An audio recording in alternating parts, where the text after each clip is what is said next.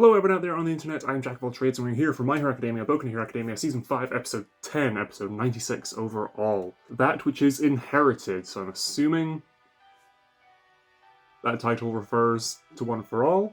I'm assuming we're gonna get some One for All development, for lack of a better word, in these next two episodes. Because of what's been set up with Midoriya having the Avatar state-esque, being able to talk to previous holders and everything, and also now, as was brought up at the start of this arc, oh yeah, and the first time I saw them was when I was under Shinso's brainwashing, and now we're in a Midoriya versus Shinso fight, so it'll be interesting to see how that goes.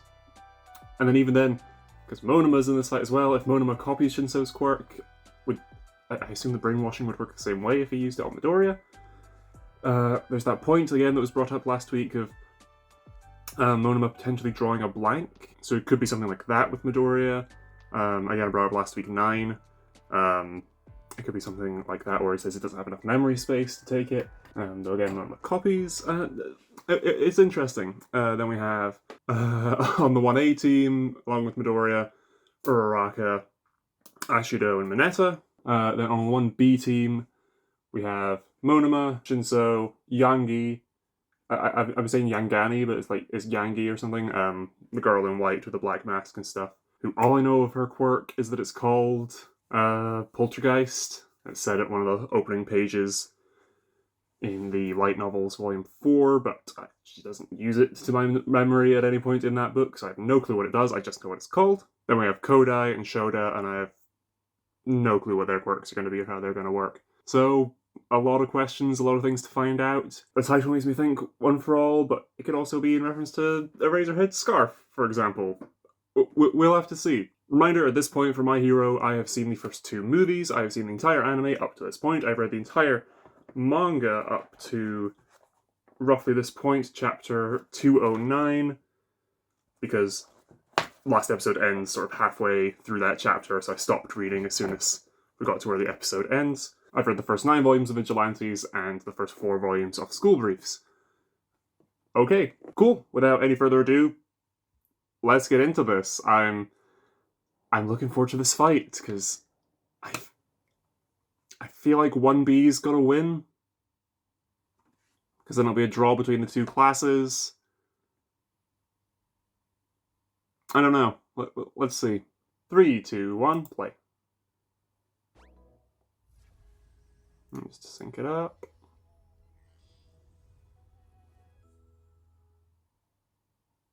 Okay. The Bakugo fight, yep. A lot of people are saying that was their favourite fight, which I can see. I prefer the slightly longer form fights where you get more of 1B, where you're sort of very, very fast. This is their quirk, this is their quirk, this is their quirk, as they get beaten. Intro, okay, cool. Again, happy the recaps are getting shorter and shorter. And this is almost at the end of this arc, I believe.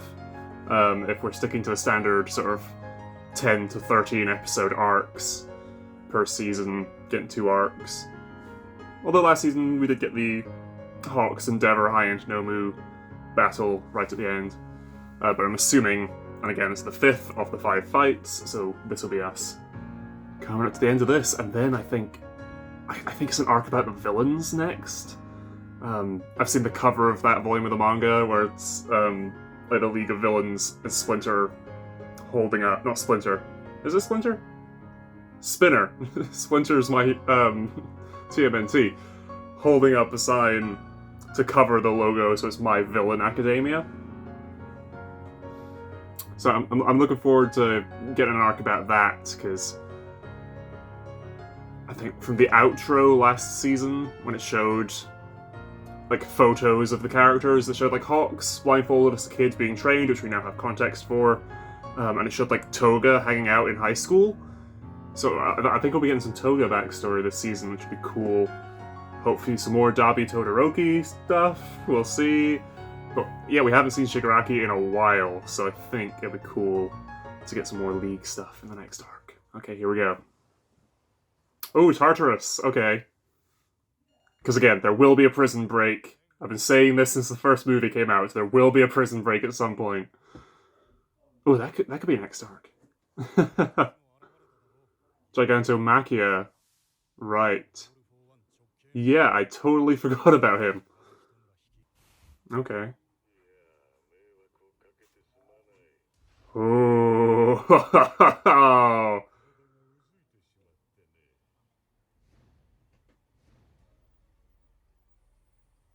What?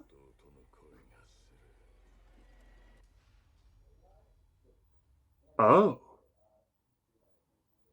Like literally, or is he just reminiscing? Because Midoriya. Oh my gosh, your your ringtone. My god. Oh, okay, yeah, Gran Torino. It might be the Gigantomachia stuff completely slipped my mind. That's we need to follow up on that. Okay,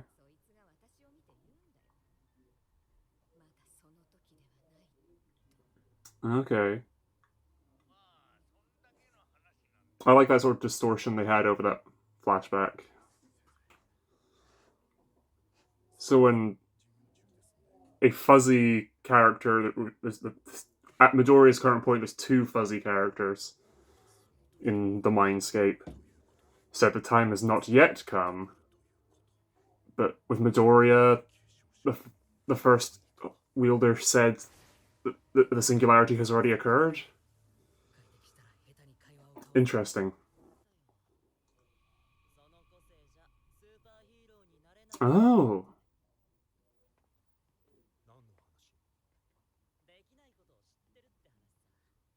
Shinso can relate to that. Hmm. A little bit of Monoma backstory there. That's interesting. I wasn't expecting that. I mean, these two are sticking together, so unless Monoma has copied someone else's quirk before coming into the fight. Hmm. I like that. Jumping up to get in frame. And the camera pans down anyway, okay. Yeah, they're all not talking, they're all very aware that Shinso is on the field. Oh, okay. Purple glow, telekinesis, yeah, poltergeist.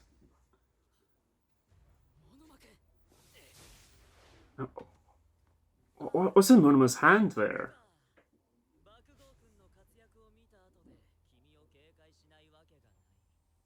I have no. Like, three pocket watches? Oh, maybe he copied Yangi's poltergeist? Yeah, that makes sense. Mm hmm. Yeah, yeah. It is three watches. Mm hmm. Yeah, yeah. I feel like 1B is at quite the disadvantage. 1A is at quite the disadvantage here. Yep, okay, so he's copied Poltergeist. Phantom Thief. Oh, that's a great name. 5 minutes, yep. Can't use two at the same time. But I think he can, like, switch between ones he's already copied. I might be wrong about that. No, I'm sure he can, because he does that in the sports festival. He does an explosion with Bakugo, does hardening, and then does the explosion again.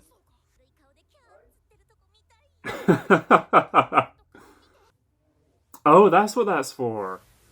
Okay, so sort of pulling from Sero's trick book there. Emily, okay. That's a reference to something. Oh. Okay, cool. So it's basically just telekinesis. But,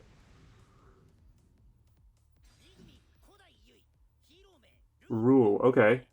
Size. Okay, cool. She actively releases Pym particles from her hands. Ah, okay. Yeah, if you remove the gravity, can she still control it? Twin impact. What does this do? Shoda. Minds. Twin impact, okay. Oh, okay. Nice. Okay, that's a good team there then, keeping those three together.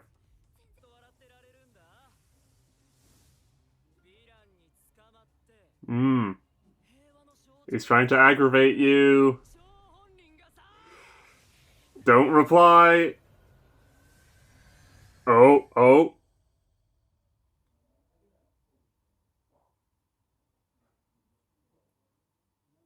Whoa.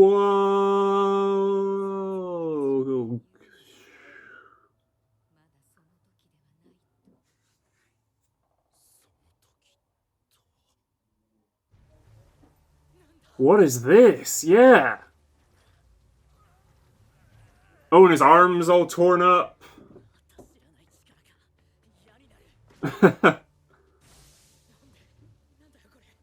He can't control his hand? He's just falling right now.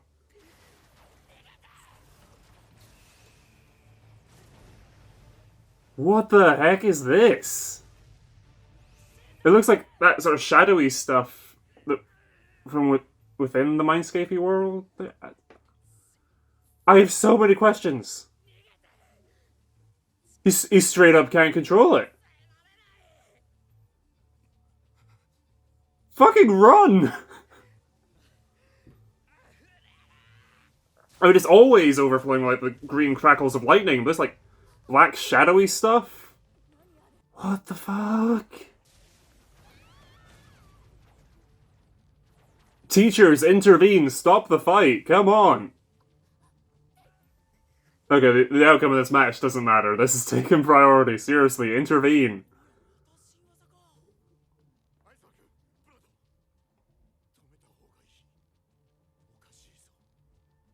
Yeah, Eraser just needs to look at him. Come on, that's all we need. Get in there. And why did it activate there? Because he got angry? Because he's using full cowling to jump around and everything anyway. So why just then?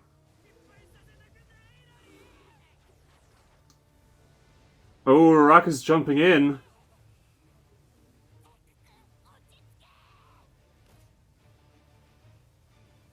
I'm scared. Okay, Monoma. What is going on? I have so many questions. Aww. Aww. But this is also sudden backstory for a character, so I'm very concerned. There's no way they're about to kill off Uraraka, but what's about to happen here?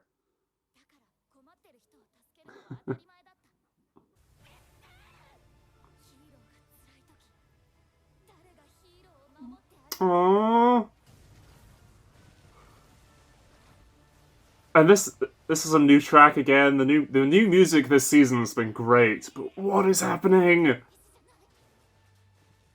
Oh, it's like that shot from the intro. Oh, nice. Yeah, I'm a little disappointed we're not getting that fight because of this, but this is so interesting.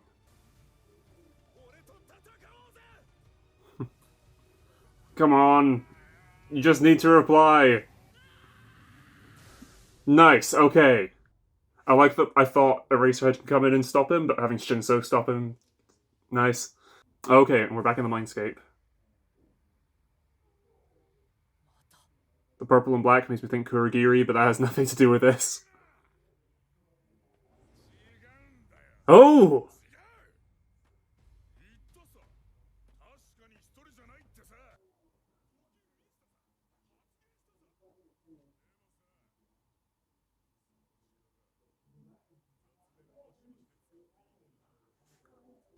Okay. Yeah.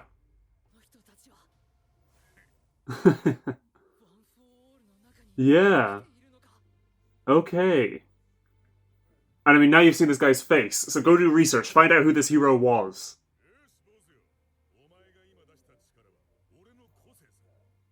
Oh, that's busted.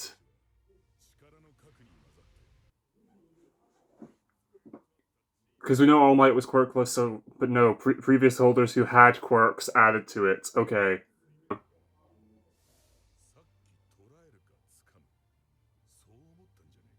Oh.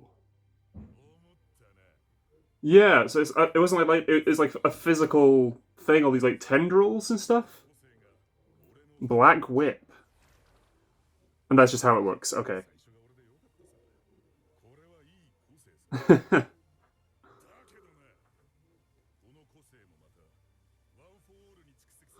Right, so it's boosted because of that. Yeah. Hmm. Just the horror in his eyes right now. Oh, that's great. This is a previous like generation's All Might as well. This is kind of cool. Complete one for all. Okay, and that's where the episode's gonna end. No, okay, we're still going. Oh, but Uraraka jumped in, so he's not just gonna smash into the ground. Yeah, zero gravity. Cool. There's no way we're continuing this fight though. That's where we end it. So we're not. Oh.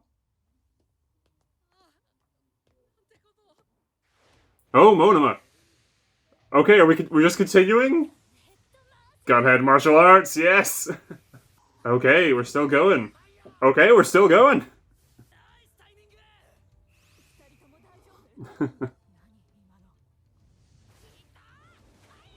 Okay, and everyone's together. Here we go. Nice. All it's just the chaos of everything flying around. All the different powers activate when he's feeling different emotions. So many questions. Okay, Eraser Red and Vlad did jump in to the fight. Oh, and All Might too.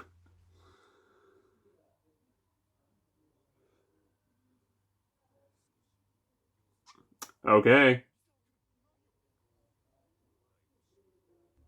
I question that decision. I get you're proud of Shinso, you want to see your boy do well. As a teacher, as a responsible adult, I question that decision. But okay, Eraser, I will leave it to you. Okay.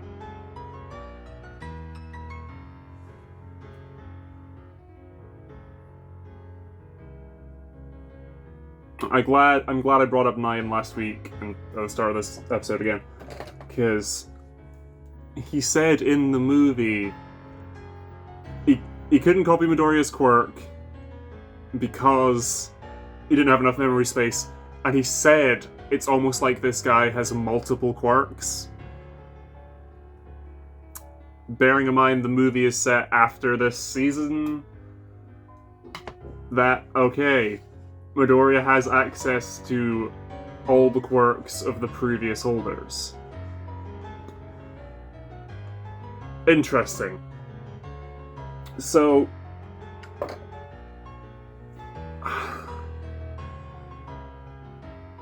I don't want him to be too overpowered. He's already got the strongest quirk in the world, as is. But now within that, having access to all these other ones could be a bit much.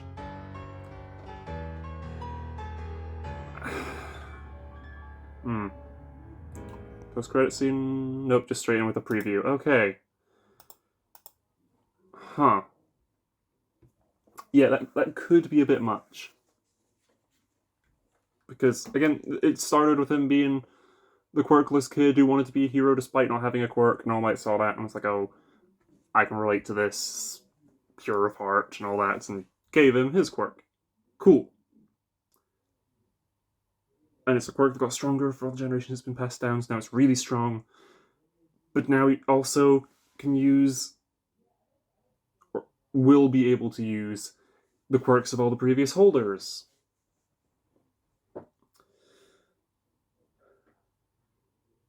This was really cool, this episode, of them getting Black Whip or something, I think it was called. I need to rewatch that whole bit with that guy.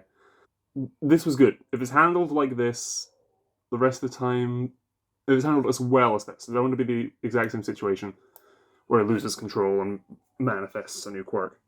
It will potentially allow for more interesting fights down the line. because you had like All For One using a bunch of different quirks and stuff. I wonder if Midoriya will also be able to sort of stack them and use them in tandem like All For One did. If he puts in the work to train and practice and hone these new skills as he gets them, that's good. I am just worried that, there's going to be. Okay, yeah, and Midoriya enters the fight. Game over. He wins. I'm concerned we will reach that point. Again, spoilers for the second movie. As I spitball and brainstorm with information from that. Skip to the time that's on screen. Okay. Shigaraki showed up using All For One's Black Gooey Gateways thing, so I assume, and again, no spoilers below for the manga or things yet to come, I assume from that he is going to get All For One, which will be good and cool because then we can have Midoriya using a bunch of different quirks of One For All versus Shigaraki using a bunch of different quirks of All For One. That'll be fun. And again, we're reminding you he's in Tartarus. They can't hold him here much for too long and stuff. He's clearly sort of there of his own volition, seemingly. To a certain extent, perhaps, I feel like if All For One wanted out, she'd be out. And they bring up, Gigantomachia is out there. Who knows how many other informants, loyalists, people are on his side out there. Basically, I like this idea of Midoriya being able to use the previous quirks, but I am concerned, both for how it's going to manifest in the story, like him completely losing control here, and for a meta sense of the story that Midoriya is just going to be too strong and there's going to be no tension.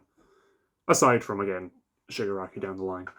As for the actual talking with the previous wielder and stuff, that was really cool. I want to know more about this guy. Again, Midoriya, you've seen his face. Look back through the internet as opposed to history books, but find this hero. Because you should be able to, if you find him, that might help you trace down who the others were, because it's you, then All Might, then Nana. I'm sure she must have said to All Might when she was explaining the quirk to him, she must have told All Might who she got it from beforehand. And then there's this guy, whether this was him, and it's just going back in the order, but then we skipped out Nana. What was her quirk? Was she also quirkless? Questions. But this was cool. And he says, it's lucky you unlocked mine first. It's a good quirk. And he did this when he was angry. So I wonder when he's really sad or really happy, will he inadvertently access the other quirks? Or is it just going to be whenever he's angry in general, he'll use the quirk that he wants to at that time? Because they also said, at that moment you thought, I need to catch this guy. So you manifested the quirk that would be best suited for that situation. It's interesting. I like this guy's design. The goggles he's got sort of remind me of Eraserhead's proto ones that are in Vigilantes. I like his outfit stuff because he manifests in like this red smoke. So I was expecting that to be sort of his color scheme, but no, it's like black and gold and like bare exposed chest and stuff. I like this guy. I like his design. I like his. I want to know more. And why was he chosen? Why did whoever was before him give it to him? Why did he choose whoever he chose? Lots of questions. I hope down the line we'll get interactions with Midoriya and multiple of them at once, so we could sort of get like almost a council going that Midoriya can turn to. That could be quite cool. Yeah, that craziness happened, and I don't know entirely what to make of it. Everything else that happened this episode. They started the fight, we got to know One Piece quirks, that's good. So, Monoma, copy, we knew that already. We knew Shinso's brainwashing. Yangi's poltergeist. Telekinesis, but can only manipulate things that add up to an average person's weight at any given moment. So you can keep firing things off as long as the total at any given time is approximately the weight of an average human. Cool. I like that. It's a good wee limit for it. Emily for the hero name. I'm gonna check the manga live. Is that what it's called, or is that a translation thing? Like, was it Annabelle, for example, to stick to the theme, and they just changed it for copyright stuff, like, you know, JoJo stands. Yeah, but it is Emily in the original, but why? Okay, the MHA wiki says that the hero name Emily may be a reference to the American horror / drama film The Exorcism of Emily Rose. Okay, cool. I assumed it would be some horror movie. It was cool. Yeah, and then there was Kodai, just able to change the size of things. We saw it be used to shrink like an oil drum, but then we see later, like episode Yangi using Poltergeist on like a massive like hex nut to like fly around on. So makes things bigger, makes things smaller. Cool. Like some of the sort of ninja guys in the licensing art had similar grow shrink things quirks. Then Shoda had twin impact was his quirk, or that it hits sort of like double the impact. Well, because it's twin impact, so it'll be one and then a second. He just makes that force occur again. And he's using like a radar thing, gauntlet, to sort of track objects and where people are. Twin impact fire. Yeah, it looks like he has a certain amount of control over just the objects themselves, and it looks like the second. Oh, okay, no, yeah, okay, I get it. So the second impact is like a stronger one as well. Okay, cool. Yeah, so a good team up there of telekinetically control things, make the things bigger or smaller, and just increase the sheer amount of damage that they do. Is a pretty formidable trio there. And then Monoma up front, distracting Midoriya, taunting him and everything. Which would have worked if it weren't for one for all coming out of nowhere there. Though again, you know, we've been setting this up all season, so that's fine. Again, I'm glad All Might was like, Vlad, Eraser, stop the fight. They'll run in to do so. But Uraraka got Shinzo to resolve it before they arrived. That was cool. I do, though, question the decision to allow them to continue. You can rationalize it as, oh, in the field, there'll be unforeseen circumstances and events that you will need to adapt to and stuff, so that works. Feels a little child endangerment-y, though.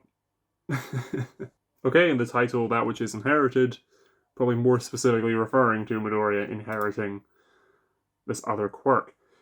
I like, again, we got a little bit more of Monoma backstory there. That was interesting. Him saying, oh, people told him his whole life, sort of growing up.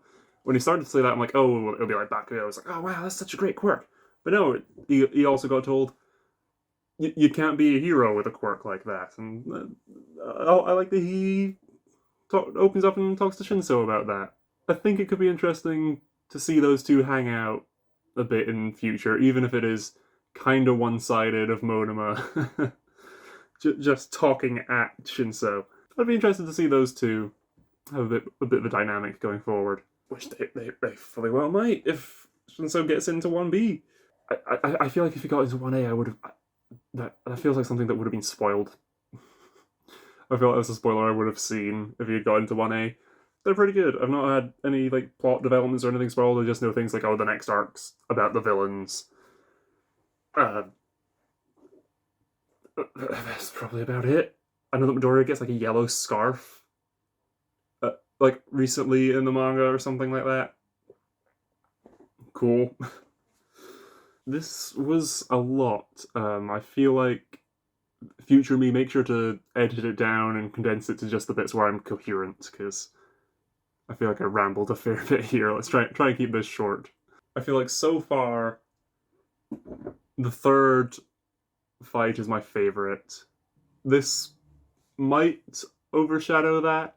We'll see. After we finish these fights, I'll rank them. I feel like including the Midoriya one for all bits might feel that's a bit of cheating. I think you have to take that on its own. Cool. Okay, right. I've been Jack of all trades. Thanks for watching, and until next time, bye.